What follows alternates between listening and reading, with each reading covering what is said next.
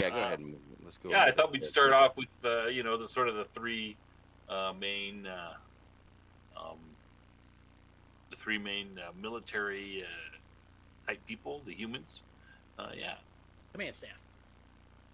you want to go, Cam? Is that what you said? Yeah. Sorry.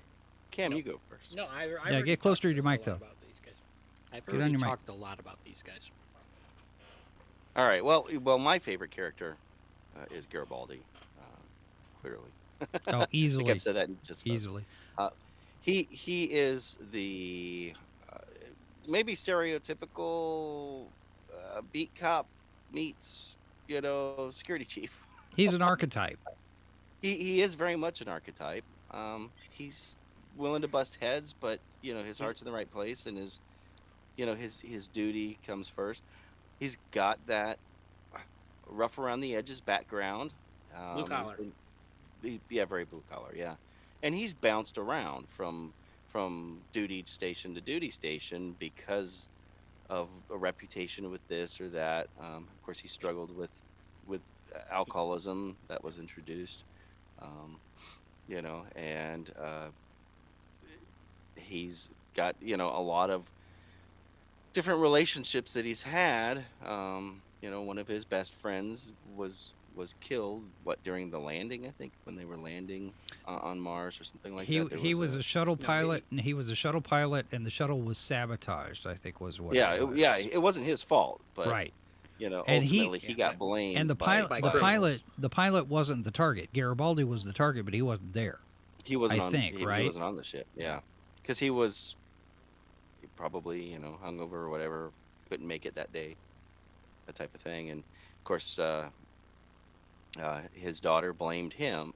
Not Garibaldi's daughter, but his best friend's daughter blamed him for it. And we come to learn this story, because she works for the Earth Force, and she's one of the ones that tries to take over one of the many times that somebody tries to usurp Sinclair's authority. So yeah. But I think she works she's in the presidential attaché or something like that, right? Yeah, she's like the security chief for the president.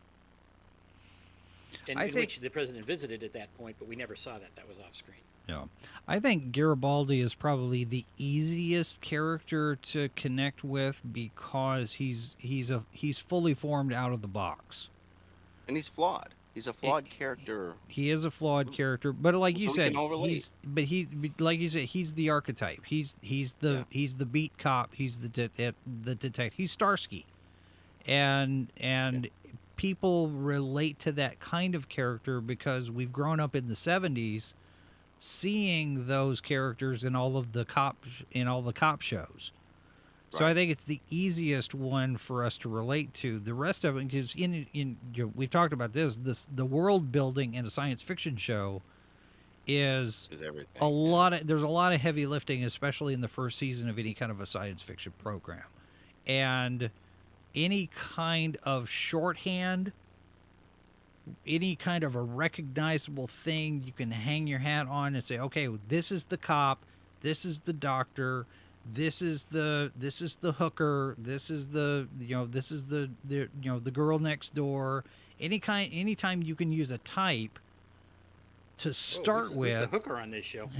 Well, I don't know. Is there? Don't talk about Talia like that. But if you have a starting point that the audience can latch onto and recognize, then you can build out from that and add the depth and the layers and the flaws and the whatever else. Yeah. Like with and sometimes you got to pivot. Battlestar Galactica, Cassiopeia was not supposed to survive the first episode, because originally it wasn't supposed to be a series. It was just going to be a collection of movies. Yeah. And she was supposed to die being eaten by the Ovions. And Foxy would have not had and her. she would have Cassiopeia, the blonde. Oh. Yeah, Lorette Spang's character. And she was the the hooker. Yeah, no, what do they call him? Solicitator. No. Yeah, she was a solicitor. And when it went to series, they said, well, she can't be a hooker. So they made her a medical tech. And it was like, okay, that's a good kind development, though, if you think it about it. is. You know, it the whole is. society was I think it's facilitator. Socialator. Yeah, Oh, no, that's what socialator. yeah, That's it. yeah, Socialator. Drake's got it. Yeah.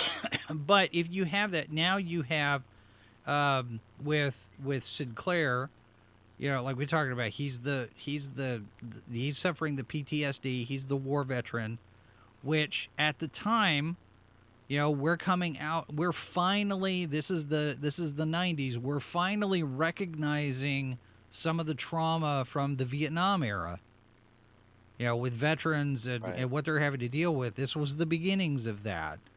And, you know, timeline 20 years later. It's actually 20 years after the fall of Saigon. And when you have Sinclair dealing with that, okay, now we've got the war veteran with PTSD.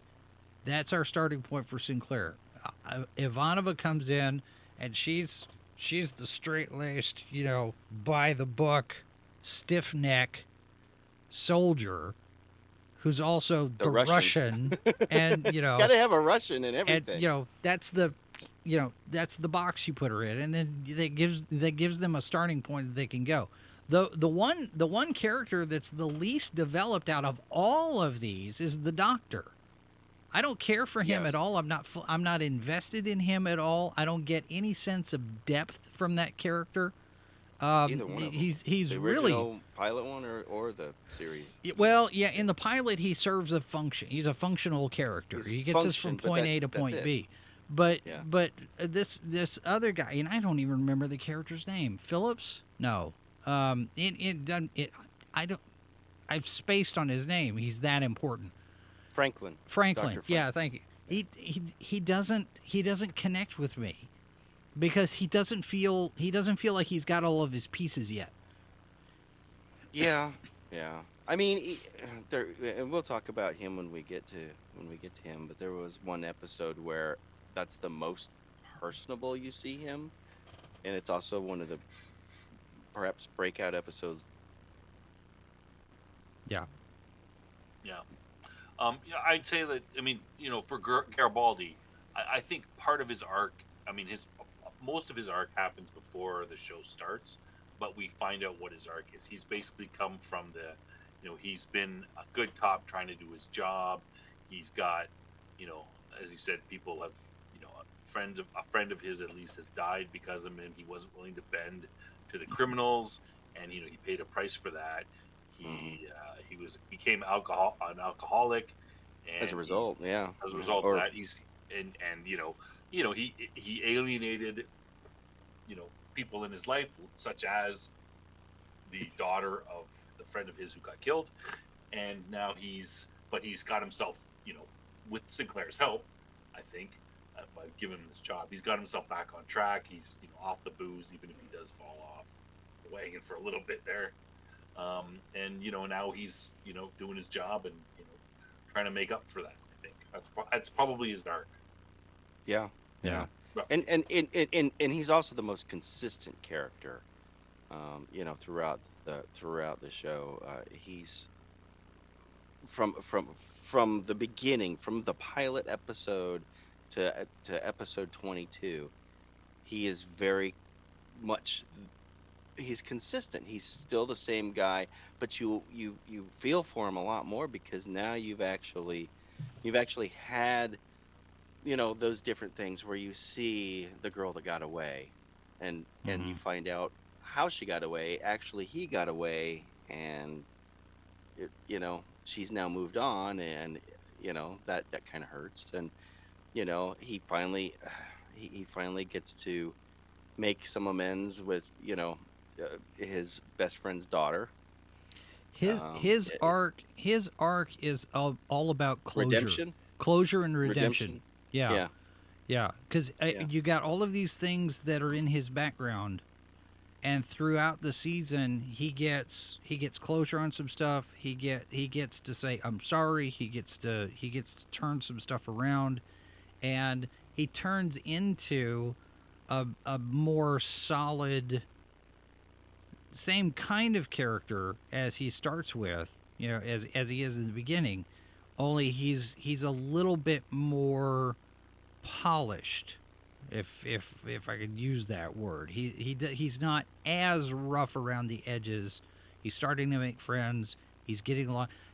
His chemistry with Londo is just perfect, right? Oh yeah. You know, that's even there's with the buddy Jakar, cut. even if even him and Jakar are still. It's adversarial. It's less adversarial with Londo, I think. Yeah. But it is a little. But with Jakar, it's an adversarial, but they respect each other, I think. Oh yeah. They've earned their respect over the season. Over the season, they earn each other's respect, I think.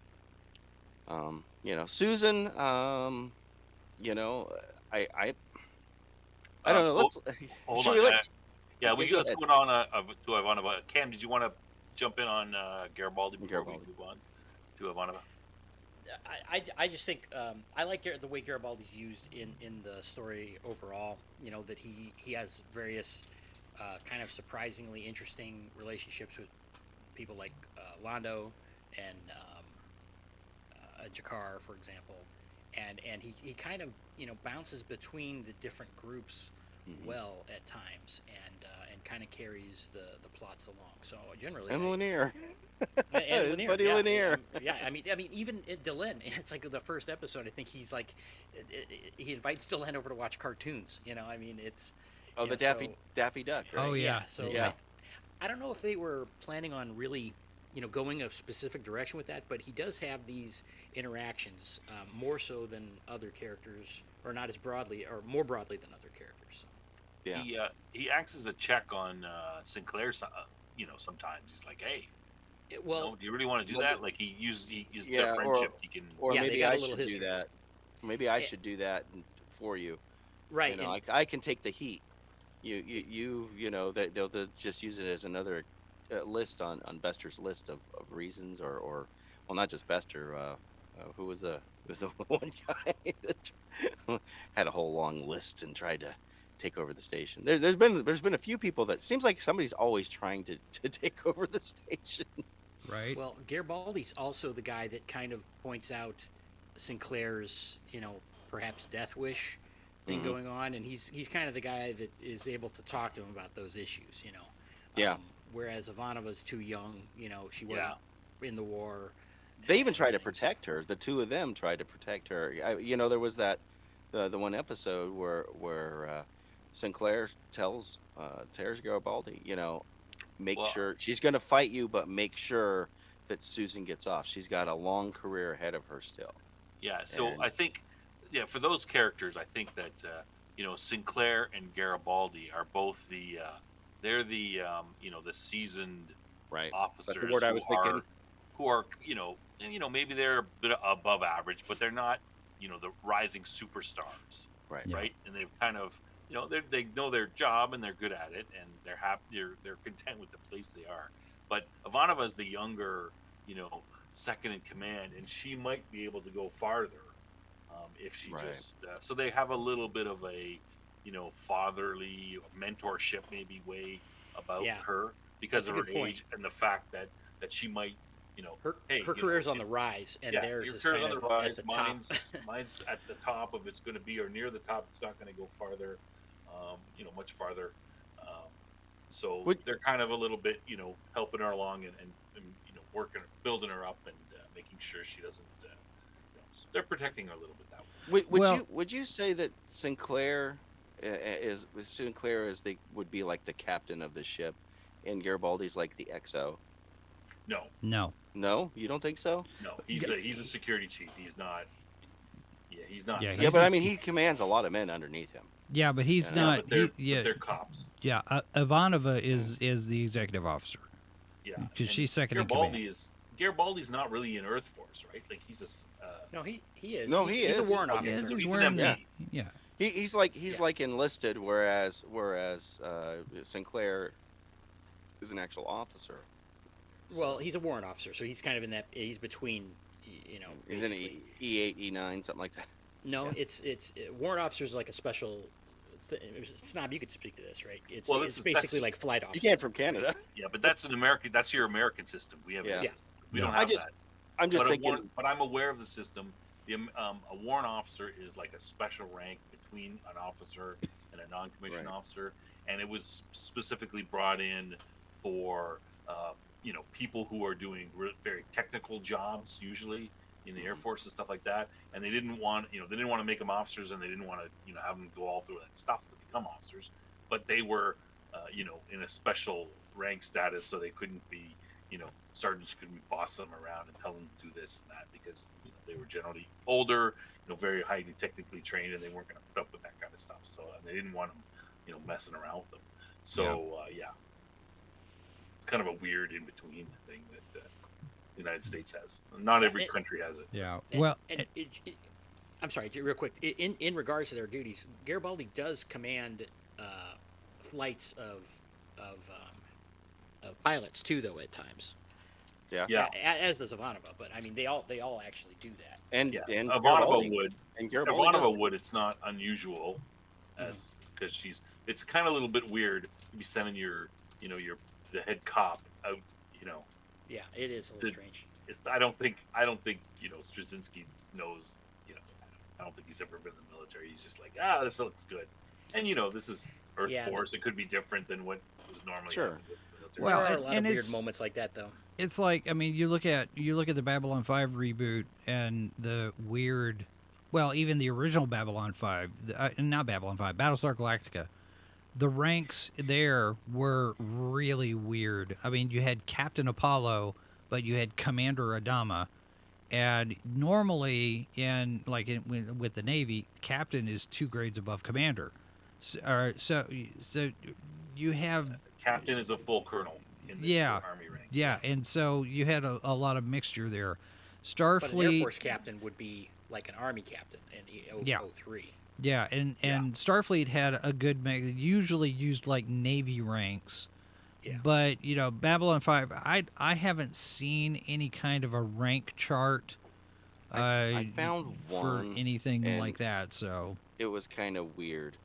Yeah. I think it's kind of a mix mash. Yeah. Yeah. I think if they were ever to, God forbid, reboot this, they would they've been talking about it. Yeah, it would behoove them maybe to perhaps clean up the ranking system a little more, putting a little more clarity in that. Yeah. Well, and I think the other thing too with Ivanova being the soldier out of the 3, they're also looking for her to be a little more straight-laced. She doesn't have the bond with Sinclair and Garibaldi that they have with each other, because she's new. She's the shiny widget. Yeah. And it's entirely possible too that they're seeing her as not just the rising star, but we should probably protect her from our shenanigans, because stuff's going to happen. And we've already got our past. We got some plausible deniability for her. Tails on that. Yeah. Yeah. Yeah, that's a good point. But you do see some of the relationship building there, because you had the breakfast prank. Remember that, when she was falling asleep? Oh, that was funny. And there was just like, well, okay, it's time to go. Everybody finishes their meal, and Garibaldi! she's like, what? Yeah. Yeah, and I think that fits in, in the season. It's been months that they've been working together. They're starting to feel more comfortable. You'd expect that sort of thing would maybe start to happen around that time, not necessarily. Yeah, not in the first episode or whatever. Right. The show needs to have more moments than that. Yeah. Yep. I mean, I think it's, I thought it was a little silly. She blames Garibaldi. She should blame them both, but anyway. Well, you could do that though. I mean, Garibaldi is and that's what he's there for. And he even says that to Sinclair. I'm here to take the heat off of you. And so, you can't yell at the commander, but you can yell at the security guy. Right? Yeah. Yeah. Why not? Yep. Oh, yeah. QCast reminds us about the elevator gag with Talia. Garibaldi Garibaldi just sits there and he just shows up all the time. Every time the elevator opens, every time the elevator opens, There he is. Must not Garibaldi's have there much. waiting for him.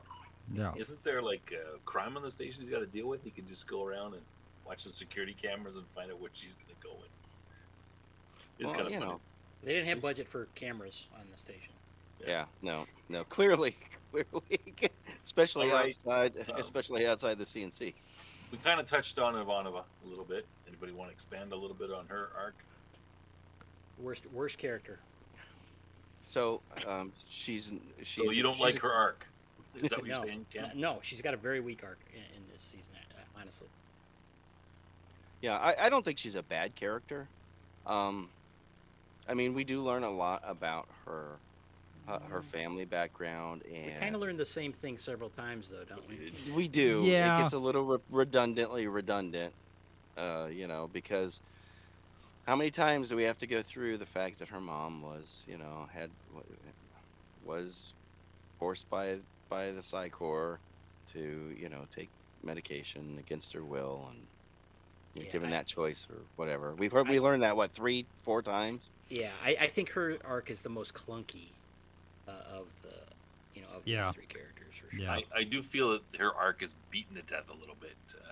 Well, and She's, I think by the way, she's Russian and her mother was. She's like- Russian. We learned that By the way. 3 or 4 every time. And Well, this and is, I think part of that Drake, though. Drake expresses it for me. she's got mommy Yeah. issues and daddy issues. Yeah, but part of that though is and I don't know if this was Straczynski's plan, if this was supposed to be that way, but the other storylines that were happening in those episodes where we get this stuff again, there's an opportunity because something in her past is related to that. Like with the girl, the new psychic girl shows up and has her event, and she ends up in sickbay.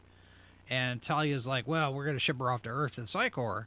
And Ivanova's like, no, you're not. She gets all motherly about You it. have you have another reason to revisit that. There's context there that it's not just coming out of the blue. It's not necessary, but you have it. It's at least connected to one of the story threads. And it's not just a random good thing that we keep revisiting just because. So there's Yeah, at that's a least good that. point. Yeah. So. And that's a way for her to get her. They've set that up, and then they can use that in that, and in that episode they could use that. And she did a good job of their character was, believable in that situation that she would oppose Talia and. Well, we also learned that she was Jewish. Yeah. At least her we know her father was. So there's tying it back to a religion, Russian Jew. Yeah. That's kind of cool. Gives her a little bit of background. The thing is, her storyline or her what we know about her really doesn't tie into any of the main storylines, though. She's just kind of there, whereas Sinclair's obviously is really very tied in, and Garibaldi's is kind of tied in because of his relationship with Sinclair. She's kind of just not fully integrated with the story at this point. And Garibaldi ties in a little bit because he's been on Mars. He's experienced with some of these groups that are Mars, Io, different. Yeah, he's had a lot of different. But places. I think you're right, Cam. She doesn't tie her story, but everyone doesn't have to tie in. Yeah, that's fine. We got more seasons coming, right? But And she, I would suspect. I don't know. I haven't seen the other seasons, but I would suspect that her, she'll get dragged into whatever's going to be going on with. The coming war and maybe some of the assassinations. She's going to get tied into that because of the fact that she's number 2 on the station. Okay, Yeah, and as you before guys we mentioned- go any further, hang on. Do we want to hint at any spoilers for future seasons? No. I don't think we want to do that. No. not do we? strong. No, I'm just Yeah. I'm just spitballing. I'm not Yeah. trying to hint at spoilers. I'm saying because I haven't seen I've just for the chat. Everyone knows I've seen a couple episodes from season 2 but I don't know anything more. So I'm just assuming, from where we are at the thing, that Yeah. she's going to get tied in. Well, there's got to be an Because of them. investigation into what happened. I mean, For the that's president, pretty yeah. obvious. I Yeah, don't know. I mean, Maybe not. Maybe it'll just be well, something. I they don't are know. trying to. No, it was purely an accident. Yeah, completely random. That was what you were told. Sinclair. Completely random, You will follow orders from a spontaneous, senator. spontaneous I don't separation. know. I would assume there would be, or there would be some sort of fallout from it. But So I think something's going to come out and probably leak. Yeah. Maybe So real quick, in the media. Snob, I should point out, Weatherman's gifted us a YouTube membership on my channel, and he says it's Right for on, you. I'm not sure for how me. it's for you. So, he says he's hearing us in stereo. I'm hoping that doesn't mean there's an echo. No, I think he's watching on both. Yeah. So anyway, thank He you for wants that, to bump the Weatherman. numbers up. Yeah. You Thanks, guys Weatherman. mentioned that they're a little protective of her or whatever, but there are instances where she does kind of step up and is like, yeah, I'm backing you guys on the various things, where she this is her team, that they establish her as she's not an outsider really. Your point is valid that she's the younger member, but she's not disconnected in that way. She is loyal to these people.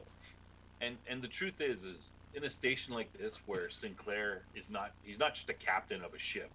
He's actually got to deal with all these other races and ambassadors, and that would take up a lot of his time, and that'd be a big pain in the ass. She would basically spend a lot more time looking after doing the actual military stuff, in the sense, she isn't the commander of the military, she's not the number one, but he would be busy with that other stuff. She would be taking on a lot more of those duties that he would normally do. And I think in this fact, you see that in a way because you always see her. She's in the CNC a lot, and she's organizing stuff as well. And the captain would normally be there more, but I think she's probably there. I think he's good portraying that. Yeah, Sinclair's generally, anytime there's some sort of conflict between the ambassadors, he's the level that has to respond to it. Yeah. And whereas when there's something affecting the immediate safety of the ship or the station or of the ships, or whatever, then she's the one that's acting. Yeah. Well, as She's like the chief of operations. yeah, that's Yeah. what I was just about to say. As executive officer, she would be chief of ops. Yeah. I just now had a thought that maybe there was a missed opportunity there, because one of the things, as we're sitting here talking about the dynamic between her and Sinclair and Garibaldi, it strikes me that she's really fiercely protective of Sinclair and really loyal, dedicated bulldog, that kind of character. And I wonder how her arc would have gone if she had some kind of a reason to be that protective of Sinclair. It's almost like that's already there when she arrives on the station, and there's an emotional investment in making sure that everything gets done, and Sinclair's got a little bit of a shield around him. I'm going to make sure that everything goes right. We don't have any reason for that emotion to be there, but it's there. And we know she's relatively new because she replaced the other XO. Well, part of the number two's job is to watch the back of their boss, right? So she might feel somewhat that way naturally because sometimes when it comes down to it, he's the boss and he's the guy. He's by himself. The buck stops here. Yeah, and he needs somebody to lean on and talk to, and that kind of thing. Now, in this case, that's really Garibaldi. That's not her his as much because she's so young. Yeah, and she's not. So he kind of does that with Garibaldi, but she would still necessarily feel that way and try to move into that position. But her interaction there for him if he wants to choose her to do that. But her interactions with other people on the station is protective of. I mean, she's a layer. She's a fence between everybody out in the station and Sinclair. That's And part of her job. That's part of her job, but she's so fiercely intense with it. In some cases, it feels like there's something motivating it that we never got revealed, at least in the first season. I mean, there may be something that comes later, but we don't have that. It's not earned. And I think that's a missed opportunity because we spend so much time talking about her Jewish background and her family. Well, maybe there was something else that could have been put in there that also explains why she's protective of Sinclair. Excuse me. Even if it's just, he's a father figure. Maybe he's the dad that she never had. He sponsored her in the academy or something to just explain that protective nature. Yeah, you're right. There could have been something that's a little more. Yeah, I would agree. Well, this is probably her first exo position as well. Yeah, I would I'm sure it was. Yeah, I think it is. Dustin D2 is mentioning here. This is a little bit of a spoiler for the next episode, but I mean that's kind of thing. If that was something with Sinclair, then that would make sense. But yeah, she was a yeoman. Maybe. Yeah, I mean that would. I it's speculated, but yeah, I don't know. I had a buddy who was a yeoman until they changed the captain. No, of the she ship. did. She did serve. She did serve with him before. Yeah, she did. Okay. Oh, okay. I watched episode 1.